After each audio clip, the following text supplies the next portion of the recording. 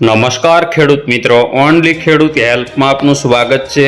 આજે તારીખ 21 જૂન 2024 આજના સવારના 6:30 વાગ્યાના મહત્વના હવામાન સમાચાર જાણીશું, જેમાં ગુજરાતમાં હવે ખેડૂતો ચોમાસાની રાહ જોઈ રહ્યા છે। ત્યારે વાવણી લાયક વરસાદ ક્યારે પડશે? ગુજરાતમાં 2 થી 3 દિવસમાં ચોમાસું એક્ટિવ થશે। જોઈએ સંપૂર્ણ અપડેટ કયા કયા વિસ્તારોમાં ભારે વરસાદ પડશે, તેમજ જૂનના અંતમાં અને જુલાઈની શરૂઆતમાં અતિ ભારે વરસાદની પણ આગાહી કરવામાં આવી છે।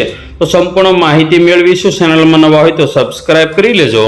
ખાસ કરીને ખેડૂત મિત્રો, બંગાળની ખાડીની અંદર મોટામાં મોટી સિસ્ટમ આગામી 23 થી 25 તારીખમાં બનશે। તો ગુજરાતની અંદર ચોમાસું ઝડપી આગળ વધશે તેવા સંકેતો અત્યારે આપણને મળી રહ્યા છે। આ રીતે ગુજરાતની અંદર 25 તારીખ સુધીમાં કાળા ડિબાંગ વાદળા છવાશે। સૌરાષ્ટ્રના તમામ વિસ્તારોમાં વાવણી લાયક વરસાદની ધારણા પૂરેપૂરી અત્યારે હવે રહેલી છે। સૌથી પહેલા અત્યારની આજની અપડેટ જોઈએ તો અત્યારે દક્ષિણ ગુજરાતના જે વિસ્તારો છે તેમાં આપણને વરસાદી માહોલ જોવા મળે છે। સૌરાષ્ટ્રના જે છૂટાછવાયા વિસ્તારો છે અને મધ્ય ગુજરાતના વિસ્તારો છે તેમાં પણ સામાન્ય વરસાદ જોવા મળે છે। તો આજે કયા વિસ્તારમાં વરસાદ પડી શકે તેની વાત કરીએ તો ખાસ કરીને ખેડૂત મિત્રો, અત્યારે હાલ જે દક્ષિણ ગુજરાતના જે વિસ્તારો છે જેમાં અત્યારના સમયે ભરૂચ આજુબાજુના વિસ્તારો છે, રાજપીપળા છે, તાપી છે, સુરત છે, આ બધા વિસ્તારોમાં અત્યારે આપણને વરસાદની સંભાવના જોવા મળે છે। તો વડોદરા, બોડેલી, ગોધરા આ બધા જે વિસ્તારો છે તેમાં પણ આપણને અત્યારે વરસાદ જોવા મળે છે। તો ખાસ કરીને જોઈએ કે આજે અત્યારે 9 વાગ્યાના સમયગાળા દરમિયાન ક્યાં વરસાદ જોવા મળશે તો જૂનાગઢ આજુબાજુના વિસ્તારો છે, વેરાવળ, ઉના સાઈડના જે વિસ્તારો છે તેમાં થોડા ઘણા અંશે વરસાદી માહોલ જોવા મળશે। તો મધ્ય ગુજરાતમાં ડાકોર, ગોધરા, ચાંપાનેર, વડોદરા, બોરસદ, છોટા ઉદેપુર તેમજ જંબુસર, કરજણ, ડભોઈ, ચિનોર, ભરૂચ આજુબાજુના જે વિસ્તારો છે તેમજ કોસંબા, વંકલ, સુરત, બારડોલી, તાપી તેમજ નવસારી છે, બીલીમોરા, વલસાડ અને ડાંગ, સાપુતારા આજુબાજુના જે વિસ્તારો છે, વાપી આજુબાજુના જે વિસ્તારો છે તેમાં આપણને વરસાદની સંભાવના જોવા મળે છે। આજે બપોરના સમયે પણ દક્ષિણ ગુજરાતમાં વરસાદી માહોલ જોવા મળશે। આજે સાંજના 3 થી 4 વાગ્યાના સમયગાળા દરમિયાન જે સૌરાષ્ટ્રમાં ધારી છે, તુલસીશ્યામ, રાજુલા, મહુવા, તળાજા આજુબાજુના વિસ્તારો છે, બોટાદ તેમજ વેરાવળ, પોરબંદર સાઈડના વિસ્તારો અને મોરબી સાઈડના વિસ્તારો તેમજ દક્ષિણ ગુજરાતમાં જંબુસર, ભરૂચ આજુબાજુના જે વિસ્તારો છે, કોસંબા, વંકલ, નવસારી, બીલીમોરા, વાંસદા, ભવનાથ, અંબોશી, સાપુતારા, ડાંગ, વલસાડ તેમજ વાપી, કપરાડા આજુબાજુના જે વિસ્તારો છે તેમાં પણ આપણને વરસાદી માહોલ જોવા મળશે। તો ખાસ કરીને આવતીકાલે 22 તારીખની સવારના સમયની અપડેટ જોઈએ, જેમાં દક્ષિણ ગુજરાતની અંદર સુરત, ભરૂચ, વલસાડ તેમજ નવસારી આજુબાજુ દરિયા કિનારાના ભાગો તેમજ સૌરાષ્ટ્રમાં ભાણવડ, પોરબંદર, જૂનાગઢ, વેરાવળ આજુબાજુના જે વિસ્તારો છે અને કચ્છના જે દરિયા કિનારાના જે વિસ્તારો છે તેમાં આપણને વરસાદની શક્યતાઓ જોવા મળે છે। તો ખાસ કરીને બપોર પછીના સમયની અપડેટ જોઈએ, જેમાં સૌરાષ્ટ્રના જે વિસ્તારો છે જેમાં વરસાદી વિસ્તારો વધશે। જામનગર, સલાયા, રાજકોટ, મોરબી, ચોટીલા આજુબાજુના વિસ્તારો તેમજ જૂનાગઢ, અમરેલી, ભાવનગર, બોટાદ, તળાજા, પાલીતાણા, જેસર બગદાણા, ઉના, વેરાવળ, રાજુલા આજુબાજુના વિસ્તારોમાં 22 તારીખની અંદર વરસાદ જોવા મળશે। તો મધ્ય ગુજરાતના જે થોડા ઘણા વિસ્તારો છે જેમાં જહલોદ હોય, કુશલગ્રહ હોય, દાહોદ હોય, મેઘનગર આ બધા વિસ્તારોમાં વરસાદની સંભાવના છે। ધીમે ધીમે અરબી સમુદ્રમાં પણ સિસ્ટમ આગળ વધશે અને ખાસ કરીને 23 તારીખની અંદર બપોર પછીના સમયે ગુજરાતના મોટા ભાગના વિસ્તારોમાં વરસાદી માહોલ આપણને જોવા મળશે। જેમાં સૌરાષ્ટ્રના વિસ્તારોની વાત કરીએ તો વેરાવળ, ઉના સાઈડના વિસ્તારો, રાજુલા સુધી તેમજ અમરેલી પંથક, જૂનાગઢ જેમાં ખાસ કરીને કેશોદ, વિસાવદર, બગસરા, ધારી, તુલસીશ્યામ તેમજ ઉપલેટા, જેતપુર, ગોંડલ, જસદણ, બાબરા, ગઢડા તેમજ ખાસ કરીને ભાણવડ આજુબાજુના વિસ્તારો, કાલાવાડ, રાજકોટ, ચોટીલા, થાન, શાપર, વેરાવળ આજુબાજુના જે વિસ્તારો છે, સાવડી, મોરબી, વાંકાનેર, થાન, સુરેન્દ્રનગર, લીંબડી, ધંધુકા અને રાણપુર આજુબાજુના જે વિસ્તારો છે, હળવદ, ધ્રાંગધ્રા, વિરમગામ, નળ સરોવર, ધોળકા, અમદાવાદ આજુબાજુના વિસ્તારો તેમજ દસાડા, કડી, ગાંધીનગર, માણસા, પ્રાંતિજ, મહેસાણા, મોઢેરા તેમજ રાધનપુર, રોડા, પાટણ, સિદ્ધપુર, સાસમા, હારેજ તેમજ મહેસાણા અને મોઢેરા આજુબાજુના જે વિસ્તારો છે, ખેડબ્રહ્મા છે, અંબાજી છે, આબુ રોડ છે, ડીસા તેમજ ભાટસણ અને ખાસ કરીને મધ્ય ગુજરાતની વાત કરીએ તો અમદાવાદ, કપડવંજ, લુણાવાડા, નડિયાદ, ધોળકા, ગોધરા, દાહોદ, મહીસાગર તેમજ દક્ષિણ ગુજરાતમાં ભરૂચ,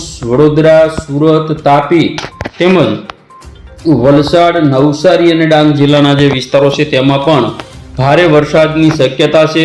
અત્યારે હાલ 24 તારીખની અપડેટ જોઈએ તો 24 તારીખે સવારના સમયે 8 વાગ્યાનો જે સમયગાળો છે એ દરમિયાન સૌરાષ્ટ્રના તમામ વિસ્તારોમાં વરસાદની સંભાવના, જેમાં દરિયા કિનારાના જે વિસ્તારો છે જેમાં ખાસ કરીને પોરબંદર, કુતિયાણા, ઉપલેટા, જેતપુર, જુનાગઢ, કેશોદ, વિસાવદર, બગસરા, અમરેલી, ધારી તેમજ માંગરોળ, વેરાવળ, કોડીનાર, ઉના, તુલસીશ્યામ, રાજુલા અને મહુવા આજુબાજુના વિસ્તારો, તળાજા, પાલીતાણા, સિહોર, ભાવનગર, ગારિયાધાર, વલભીપુર, ઉમરાળા, બાબરા, ગઢડા તેમજ બોટાદ જિલ્લાના વિસ્તારોમાં ખાસ કરીને બરવાળા છે, રાણપુર, ધંધુકા, ચોટીલા, રાજકોટ, શાપર, વેરાવળ, ગોંડલ, જસદણ, ધ્રોલ, સાવડી, જામનગર તેમજ વાંકાનેર, મોરબી, સાવડી, સુરેન્દ્રનગર, ધ્રાંગધ્રા, લીંબડી આજુબાજુના જે તમામ વિસ્તારો છે તેમાં પણ વરસાદની આગાહી કરવામાં આવી છે. ખાસ અરબી સમુદ્રમાં 23-24 તારીખની અંદર જે સિસ્ટમ છે તે એકદમ સૌરાષ્ટ્ર દક્ષિણ ગુજરાતની નજીક હશે.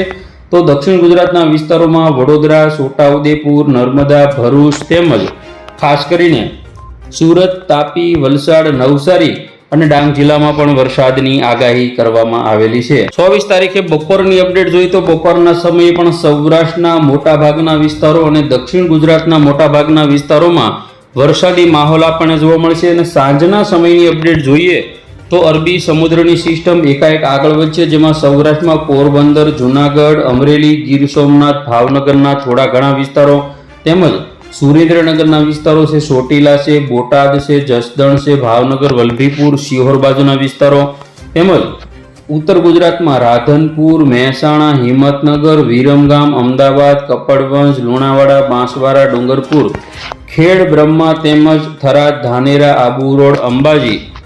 મધ્ય ગુજરાતમાં બાકીના વિસ્તારો જોઈએ તો ધોળકા, નડિયાદ, ગોધરા, દાહોદ, વડોદરા, ખંભાત, આણંદ, ખેડા, છોટા ઉદેપુર તેમજ અમોદ, ભરૂચ સાઈડ આજુબાજુ દક્ષિણ ગુજરાતના વિસ્તારો, નર્મદા જિલ્લો, સુરત, તાપી, વલસાડ, નવસારી અને ડાંગ જિલ્લામાં પણ ભારેથી અતિ ભારે વરસાદ પણ કોઈ સ્થળોએ ખાબકી શકે છે.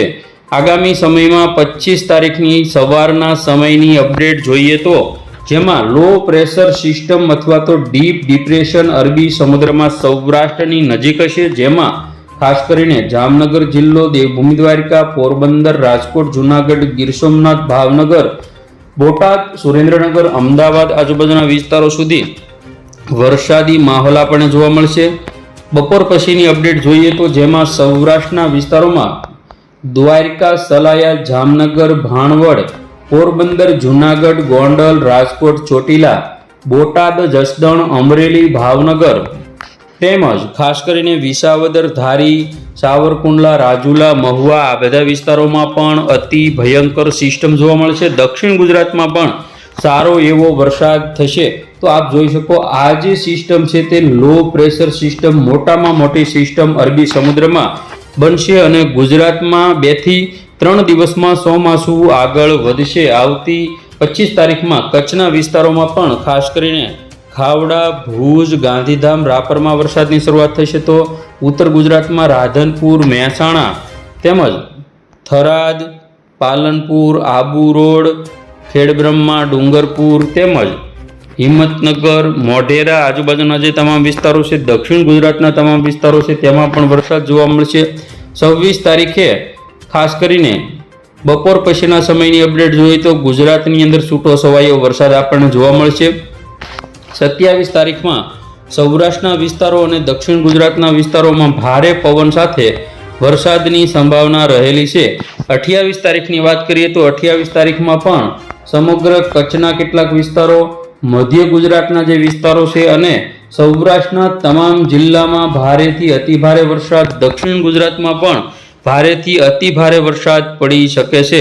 તો આગામી 29 તારીખમાં કચ્છના મોટાભાગના વિસ્તારો કવર થશે. લખપત હોય, ખાવડા હોય, રાપર હોય, ગાંધીધામ, ભુજ, માંડવી, નલિયા આ બધા વિસ્તારો અને ઉત્તર ગુજરાતના વિસ્તારોમાં રાધનપુર, મહેસાણા, હિંમતનગર તેમજ ડુંગરપુર આજુબાજુના વિસ્તારો છે. સૌરાષ્ટ્રમાં મોરબી, સુરેન્દ્રનગર, રાજકોટ, બોટાદ તેમજ દેવભૂમિ દ્વારકા, જામનગર, પોરબંદર, જૂનાગઢ, ગીર સોમનાથ, અમરેલી, ભાવનગર આજુબાજુના તમામ વિસ્તારો કે જેમાં ભારે વરસાદ જોવા મળશે. મધ્ય ગુજરાતની અંદર પણ અમદાવાદ, ગાંધીનગર, ખેડા, આણંદ, પંચમહાલ, દાહોદ, વડોદરા, છોટાઉદેપુર તેમજ દક્ષિણ ગુજરાતમાં ભરૂચ, નર્મદા, સુરત, તાપી, વલસાડ, નવસારી અને ડાંગ જિલ્લામાં ભારે વરસાદની આગાહી કરવામાં આવેલી છે. આગામી 30 તારીખની વાત કરીએ તો તેમાં પણ સમગ્ર ગુજરાતના વિસ્તારો છે જેમાં ભારે વરસાદ પડશે. કેટલાક મોડેલો દર્શાવી રહ્યા છે કે 15 થી 20 ઇંચ સુધીનો વરસાદ, કોઈ સ્થળો ઉપર અતિ ભયંકર વરસાદ પણ ખાબકી શકે છે, કારણ કે કેટલાક મોડલમાં ભયાનક સિસ્ટમ બતાવવામાં આવી રહી છે.